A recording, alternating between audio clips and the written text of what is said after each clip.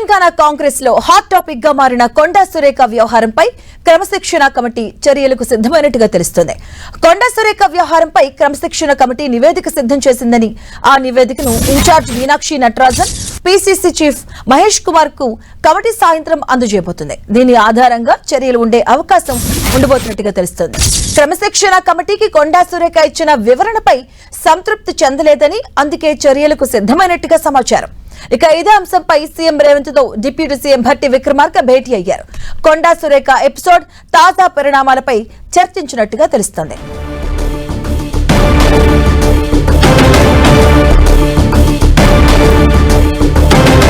ఇదే అంశానికి సంబంధించిన పూర్తి డీటెయిల్స్ మా కరెస్పాండెంట్ ప్రతాప్ అందిస్తారు. ప్రతాప్, కొండా సురేఖ ఎపిసోడ్ ఈ రోజు కొలిక్కొచ్చే అవకాశం ఉంటుంది అసలు?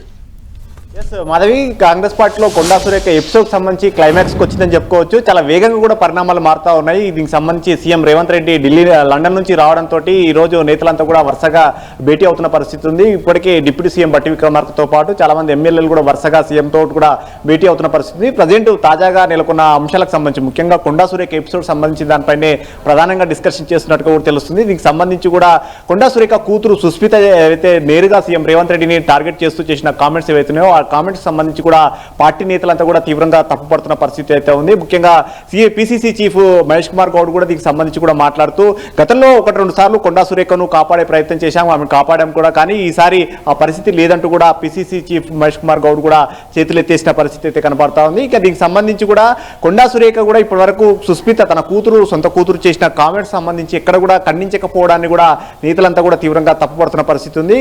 సిఎల్పీ వేదికగా కూడా దాదాపు 20 మంది ఎమ్మెల్యేలంతా కూడా భేటీ అవుతూ కూడా కొండా సురేఖ ఈ విషయానికి సంబంధించి ఖండించకుండా సొంత కూతురు ఒకే ఇంట్లో ఉంటున్న కూతురు చేసిన కామెంట్స్ ఇంతవరకు ఎందుకు ఖండించట్లేదు, సహజ న్యాయ సూత్రాల ప్రకారంగా తనకెలా నోటీసులు ఇస్తారు క్రమశిక్షణ కమిటీ అని చెప్తున్న కొండా సురేఖ సీఎం రేవంత్ రెడ్డి క్యాబినెట్ లో ఉంటూ కూడా కనీసం సీఎంను ఆ స్థాయిలో విమర్శలు చేస్తున్నప్పుడు కూడా కనీసం ఎందుకు సహజ న్యాయ సూత్రాల ప్రకారంగా ఎందుకు ఖండించలేకపోతున్నట్టు కూడా తప్పుపడుతున్న పరిస్థితి ఉంది. సో మొత్తం మీద ఇట్లా ఒకవైపు ఎమ్మెల్యేలు కానీ మంత్రుల కూడా నుంచి కూడా తీవ్రమైన ప్రెజర్ అయితే వస్తున్న పరిస్థితి ఉంది. అడ్లూరి లక్ష్మణ్ కుమార్ కానీ అదేవిధంగా వాచశ్రీహరి కూడా దీనికి సంబంధించి కొండా సురేఖ వ్యవహారాన్ని కూడా తప్పుపడుతున్న పరిస్థితి అయితే ఉంది. సో మొత్తం మీద అన్ని వర్గాల నుంచి కూడా ఈ ప్రెజర్ వస్తున్న పరిస్థితి ఉంది.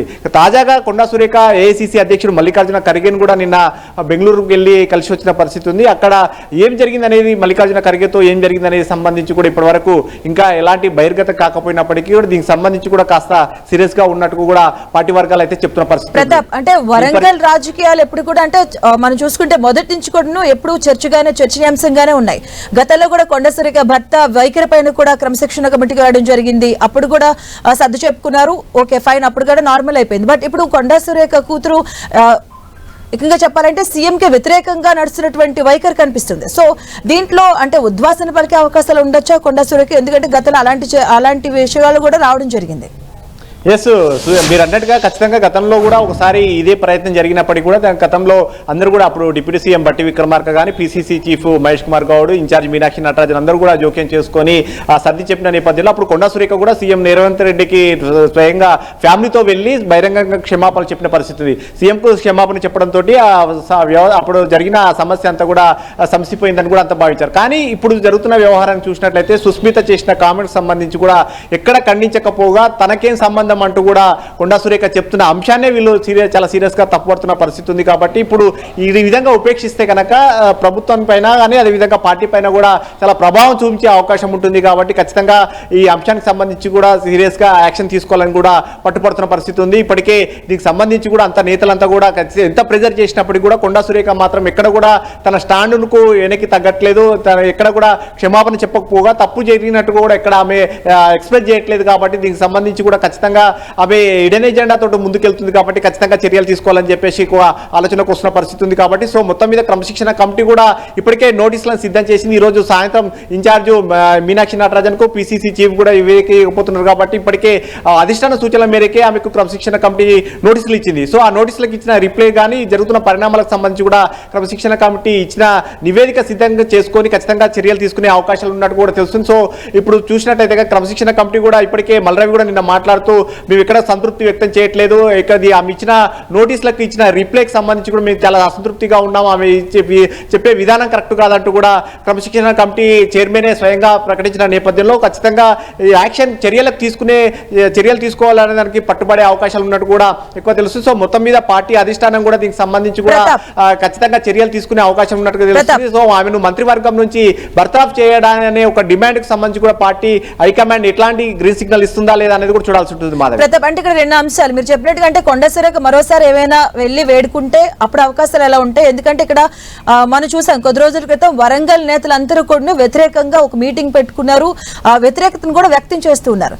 సో ఒకవేళ ఇప్పుడు అవకాశం కల్పిస్తే మరోసారి కొండ సురేఖకి మిగతా వరంగల్ నేతలందరినీ కూడా సమన్వయం చేసుకోవాల్సిన అవసరం ఉంటుంది అప్పుడు.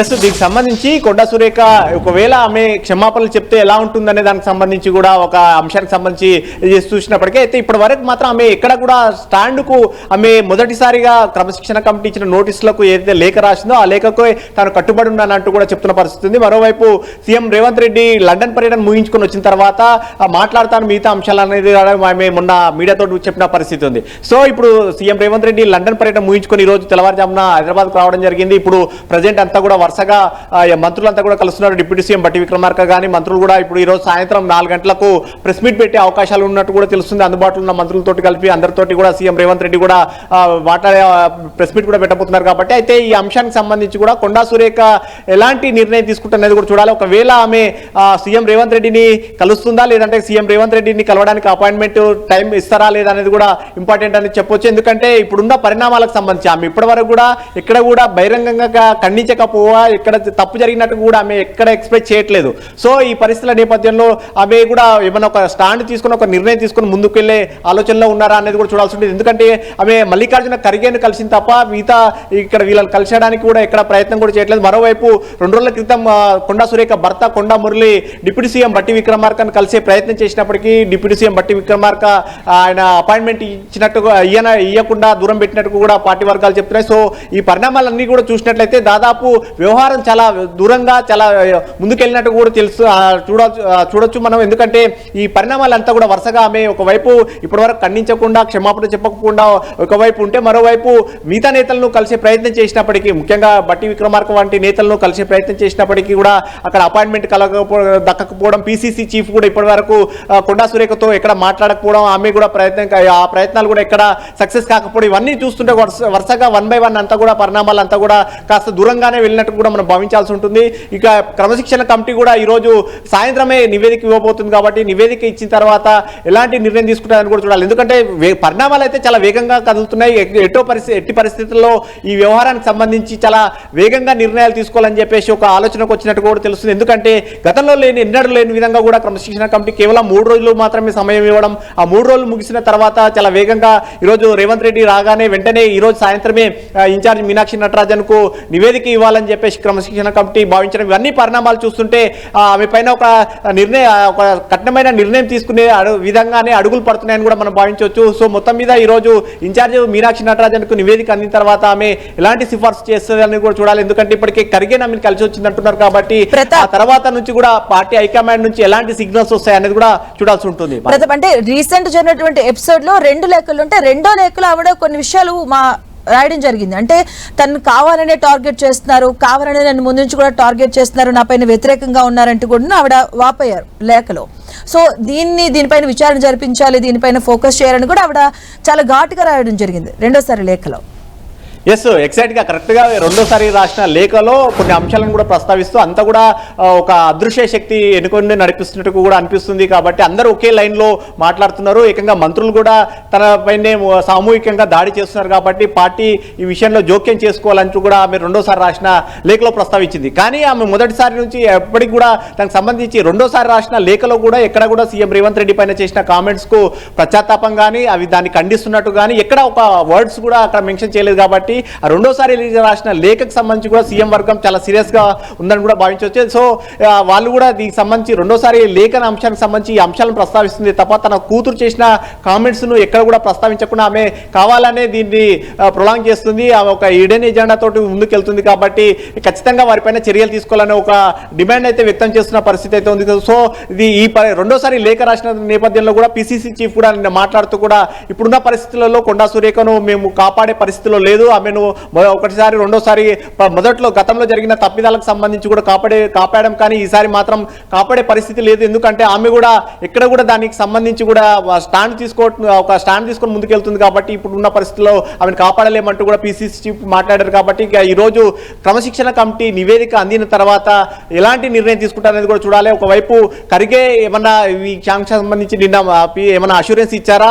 కొండా సురేఖ నిన్న స్వయంగా బెంగళూరు వెళ్ళి కలిసింది కాబట్టి దానికి సంబంధించి కొండా సురేఖ వర్గం నుంచి కానీ అక్కడ నుంచి కానీ ఎలాంటి పూర్తి స్థాయిలో కన్ఫర్మేషన్ అయితే బయటికి రావట్లేదు. కానీ ఒకవైపు కాస్త అక్కడనే స్టేట్ లోనే తేల్చుకోవాలని చెప్పారని కూడా ఒక వార్తలు అయితే పార్టీ వర్గాల సైడ్ నుంచి అయితే వస్తుంది పరిస్థితి అయితే ఉంది. కానీ దీనికి సంబంధించి కొండా సురేఖ వర్గం నుంచి ఎక్కడ కూడా ఎలాంటి ప్రకటన కానీ ఎలాంటి స్టేట్మెంట్ కూడా రావట్లేదు. అయితే కొండా సురేఖ మాత్రం యాజ్ ఇట్ ఈస్ గా ఈరోజు సెక్రటరియట్ లో దీనికి సంబంధించి శాఖకు సంబంధించి కూడా వనమహోత్సవం సంబంధించి కూడా అధికారులతో రివ్యూ చేసుకుంటూ తన పని ఏదో ముందుకు తీసుకెళ్తూ పోయే ప్రయత్నం చేస్తుంటే తప్ప మిగతా అంశాలకు సంబంధించి తను ఎక్కడ కూడా ఈ అంశాన్ని పెద్దగా ముందుకు అంటే ఈ విషయానికి సంబంధించి పొలిటికల్ జరిగే వాటికి సంబంధించి కూడా కాకుండా తన శాఖకు సంబంధించి మాత్రం ముందుకెళ్లే ప్రయత్నం చేస్తుంది. కానీ పొలిటికల్ గా మాత్రం మరోవైపు క్రమశిక్షణ కమిటీ కానీ ఇక్కడ పరిణామాలు అయితే చాలా వేగంగా జరుగుతున్నాయని చెప్పొచ్చు Madhavi. Right, thank you Pratap.